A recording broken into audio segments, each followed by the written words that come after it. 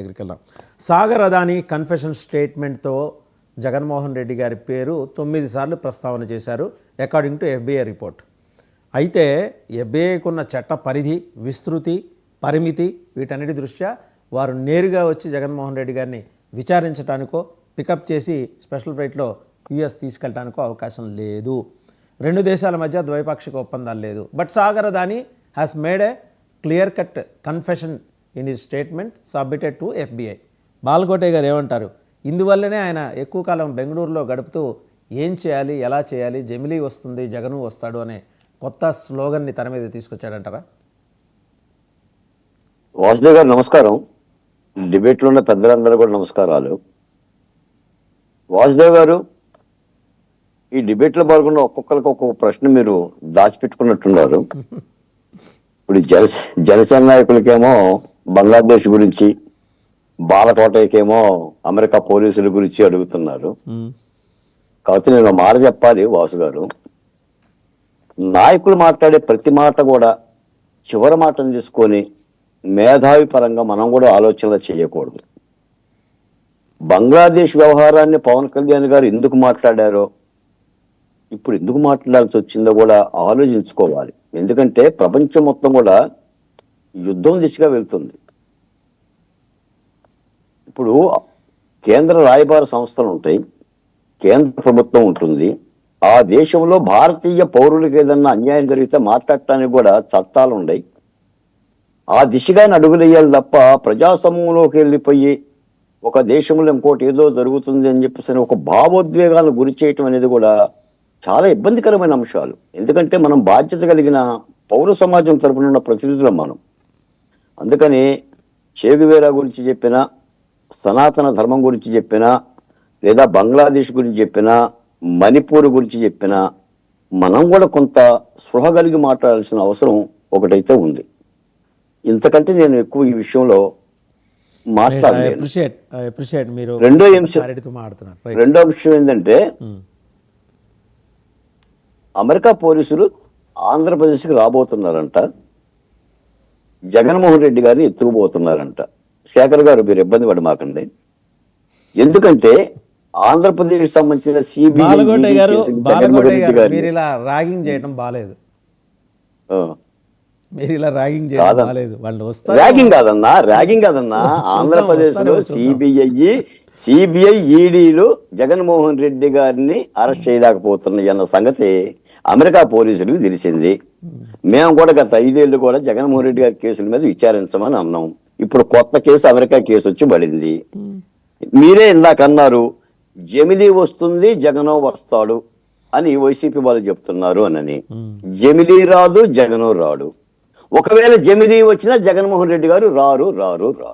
ఆయన చాలా బిజీ, ఈ కేసుల్లోనే బిజీ. ప్రెస్ మీట్ తప్ప ప్రజా సమూహంలో రావటానికి కానీ పార్టీ కార్యకర్తలు మాట్లాడటానికి కూడా అవకాశం లేదు. మొత్తం కకావికలమైపోయింది జగన్మోహన్ రెడ్డి గారి సైన్యం. ఇందాక మీ వీడియోలను చూసా, చెవిరెడ్డి భాస్కర్ రెడ్డి గారు మాట్లాడేది, నన్ను అరెస్ట్ చేసుకోండి, నన్ను ఎత్తుకుపోండి, నేను భయపడను, నేను కనీసం ఏబిఎస్ కార్పొరేషన్ పిటిషన్ కూడా నేను వెయ్యను, ఈ పరిస్థితికి వచ్చింది. ఎందుకంటే రాష్ట్రంలో పాపాలు జరిగిన మాట యథార్థం. అందరూ జైలు పాలు అవుతున్నారు. కూటమి ప్రభుత్వం కూడా ఎక్కడ కూడా ససిబిషన్ లేకుండా అరెస్టులు చేస్తుంది. నిన్న రఘురామకృష్ణరాజు గారి కేసులో కూడా సాక్షాత్ ఆయన హత్య చేసేందుకే గత ప్రభుత్వం కుట్ర పన్నింది. దాని వెనక ఒక మాస్టర్ మైండ్ ఉందంట. ఆ మాస్టర్ మైండ్ ఏంటో పరిశోధించాలి. ఇవన్నీ నేను చెప్తుంది కాదండి, బాలకోటయ్య తన మస్తిష్కం నుంచి చెప్తున్న మాటలు కాదు, పోలీసు విచారణలో పోలీసు అధికారులు, ఐపీఎస్ అధికారులు చెప్పిన మాటలు. కాబట్టి ఇందులో నా పాత్ర లేదు. కాబట్టి ఈ విచారణ పర్వాలన్నీ జరుగుతున్నాయి. ఇంకోటి ఏంటంటే, నిజానికి మొత్తం విద్యుత్ మొత్తాన్ని కూడా అటు ఆదానికి కానీ లేదా ఇటు జగన్మోహన్ రెడ్డి గారు కానీ తాకట్టు పెట్టే ప్రయత్నం జరిగింది. వాళ్ళు తీసుకునేది, జగన్మోహన్ రెడ్డి గారు తీసుకునేది 1750 కోట్లే. కానీ ఆంధ్రప్రదేశ్ రాష్ట్రం మీద పడే భారం 2 లక్షల కోట్లు. అంటే మనం కట్టాలి, మన పిల్లలు కట్టాలి, మన మనవలు కట్టాలి, తరతరాలుగా 25 సంవత్సరాలు కట్టాలి. అంటే ఈ విధమైన ప్రక్రియ జరిగింది. కాబట్టి జగన్మోహన్ రెడ్డి గారి మీద కూడా ఇందులో కూడా విచారణ చేయాల్సిన అవసరం ఉంది. పార్లమెంట్ స్తంభిస్తుంది. ఆదాని మీద పార్లమెంటు 2 సభలు వాయిదాలు పడుతున్నాయి. ఆంధ్రప్రదేశ్ అసెంబ్లీలు కూడా వాయిదాలు పెట్టడం ప్రతిపక్షం లేదు. మాట్లాడే వాళ్ళు లేరు. మరి ఈ విషయం మీద కూడా కూటమి ప్రభుత్వం సత్వరంగా దీని మీద విచారించాలి. సాదాసీదా విషయం కాదు. మాలగొట్ట గారు ఒక విషయం ప్రస్తావన చేయనా, నేను అంటే మీ నోటీస్లో ఉన్నదే, ఇప్పుడు 1800 పేజీలు 1300 పేజీల కంప్లైంట్ పయ్యావుల కేశవ్ గారు వైల్ వాజ్ పిఎస్సి, ఆయన పిఎస్సి చైర్మన్గా ఉన్నారు, ఆయన తెలుగుదేశం నాయకుడిగా ఆయన 2022లో ఈ అంశం మీద ఈ కంప్లైంట్ ఇచ్చారు, కోర్టులో కేసు వేశారు. ఇవాళ ఆర్థిక మంత్రిగా ఉన్న పయ్యావుల కేశవ్ గారు జరిగిన 1,00,00,000 కోట్ల నష్టాన్ని అసెంబ్లీలో ప్రస్తావన చేయకుండా సముద్రంలో కాకిరెట్ట లాంటి 1750 కోట్ల అవినీతి గురించి మాట్లాడుతున్నారు. నష్టం గురించి ఎందుకు మాట్లాడటానికి ఇబ్బంది పడుతున్నారు? అదాని గురించి మాట్లాడటానికి కూటమి ప్రభుత్వానికి ఉన్న మొహమాటాలు ఏంటి? మేము అది కూడా అడుగుతాం. మేము ఆదాని గురించి కూడా మాట్లాడమని చెప్తున్నాం కూటమి ప్రభుత్వాన్ని. ఎందుకంటే ఆదాని గారు మోడీ గారికి సావాసగాడు కాబట్టి, మోదీ గారికి చంద్రబాబు నాయుడు గారు పవన్ కళ్యాణ్ గారు సావాసగాలు కాబట్టి ఆదాని గురించి మాట్లాడుదని అంటున్నప్పుడు నేను పవన్ కళ్యాణ్ గారు నేను అడుగుతున్నా, బంగ్లాదేశ్ గుర్తుకొచ్చింది, మరి ఆదాని ఎందుకు గుర్తుకురాడు? ఆదాని గురించి కూడా మాట్లాడాలి కదా. 2 పార్లమెంట్ సభల్లో చర్చ జరుగుతుంది కదా. పౌర సమాజం మీద మాట్లాడుతుంది, రాజకీయంగా వాళ్ళని విమర్శించడానికి కోసం మాట్లాడట్లా.